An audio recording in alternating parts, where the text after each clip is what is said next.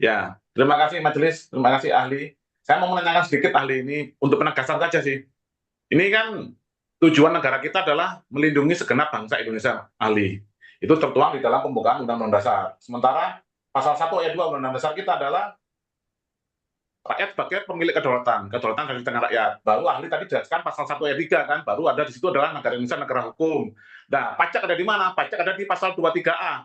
Ahli itu kan terkait pajak dan pungutan lain bersifat memaksa diatur oleh undang-undang, bukan undang-undang perpajakan. Itu baru turunan KUP dan lain-lain. Sementara pengajaran pajak ada di pasal 24. Dimungkinkan di kalau tidak salah ayat 3 atau ayat 4 itu ahli. Dimungkinkan dibentuk badan-badan peradilan lainnya. Nah, sementara pasal 28D konstitusi kita mengatakan bahwa kesamaan kedudukan hukum semua warga negara. Rakyat, apalagi rakyat ini sebagai bos, apalagi sama dirjen pajak. Nah, yang ini penggugat tanyakan ahli, apabila di dalam persidangan ini kami sebagai penggugat tidak dapat memperoleh keadilan terkait masalah legal formil saja, apalagi nanti di ujung akhirnya itu kan akan sangat sangat bias ahli. Sementara itu pengadilan mempunyai prinsip bahwa pengadilan adalah sederhana, cepat dan berbiaya murah. Itu apa nggak kontradiktif?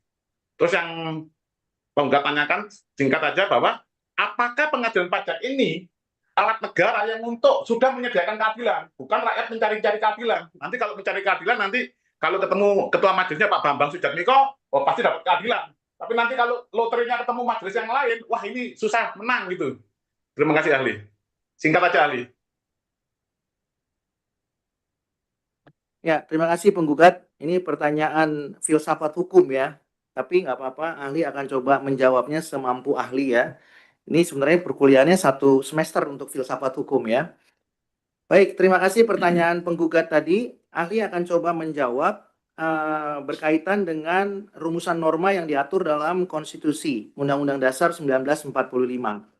Memang betul yang disampaikan oleh penggugat tadi bahwa pemegang kedaulatan tertinggi adalah rakyat. Itu sebabnya yang menjadi apa ya? Kalau orang awam menyebutnya yang menjadi bos itu adalah rakyat, termasuk wajib pajak atau dikenal dengan terminologi the sovereignty of the people, ya. Konstitusi kita memang mengatur demikian, ya. Karena itu wajib pajak atau rakyat itu adalah pemangku kepentingan yang utama atau pemegang kedaulatan tertinggi. Berkaitan dengan negara Indonesia sebagai negara hukum, memang disebutkan di ayat 3-nya, ya, pasal 1 ayat 3-nya, negara Indonesia adalah negara hukum. Dan berkaitan dengan turunannya sehubungan dengan perkara-perkara pajak yang disidangkan, itu dikaitkan dengan pasal 23A konstitusi. Nah, memang ini menarik menjadi bahan diskusi ketika rumusan norma konstitusi kita itu dengan jelas mengatur bahwa pasal 23A ya, pajak dan pungutan lain yang bersifat memaksa untuk keperluan negara diatur dengan undang-undang. Menjadi menarik ketika konstitusi memang tidak menyebutkan undang-undang perpajakan.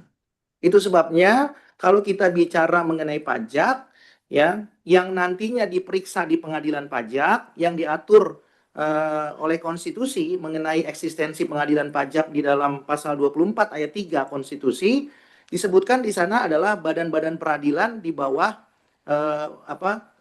di bawah kekuasaan kehakiman, ya, diatur dengan undang-undang. Maka terbitlah Undang-Undang Pengadilan Pajak. Tapi sebelum pasal 24 ayat 3 memang betul ada 23A. Dan di dalam pasal 23A itu disebutkan bahwa pajak dan pungutan lain yang bersifat memaksa untuk keperluan negara diatur dengan undang-undang. Itu sebabnya tadi ahli katakan bukan hanya undang-undang perpajakan, ya, undang-undang yang berkaitan dan bersangkutan juga harus dipertimbangkan. Tadi ahli berikan contoh misalnya undang-undang sistem penguatan keuangan, ya, dan mungkin juga undang-undang administrasi pemerintahan. Karena memang kalau kita bicara undang-undang yang mengatur hukum formil, baik itu KUP, kemudian PPSP, kemudian pengadilan pajak, itu tidak diatur di sana mengenai penyalahgunaan wewenang. Maka perlu merujuk kepada undang-undang lain, yaitu undang-undang administrasi pemerintahan. Jadi benarlah our founding fathers yang membuat konstitusi di dalam pasal 23A Undang-Undang Dasar 45 yang tidak menyebutkan undang-undang perpajakan. tetapi disebutkan di sana undang-undang. Nah, bagaimana memaknainya? Tentu memaknainya adalah undang-undang yang berkaitan dan bersangkutan satu dengan yang lain.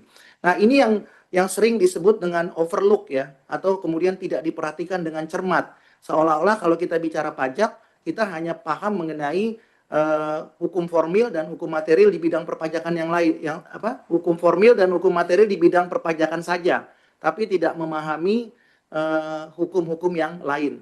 Dan ini sudah ditegaskan kembali sesuai keterangan ahli tadi di dalam pasal 5 ayat 1, junto pasal 10 ayat 1 Undang-Undang Kekuasaan Kehakiman, di mana hakim harus menggali nilai-nilai hukum. Tadi ahli sudah sebutkan plural, nilai-nilai hukum, ya. Jadi bukan nilai hukum. Kalau nilai hukum itu singular, tapi ini nilai-nilai hukum. Berarti banyak hukum yang harus digali. Dan ini sesuai dengan pasal 23A Konstitusi, yaitu pajak dan pungutan lain yang bersifat memaksa untuk keperluan negara diatur dengan undang-undang, ya. Undang-undang apa? Tadi ahli sudah sebutkan, ya, yang berkaitan dan yang bersangkutan. Demikian penggugat yang bisa ahli sampaikan. Terima kasih.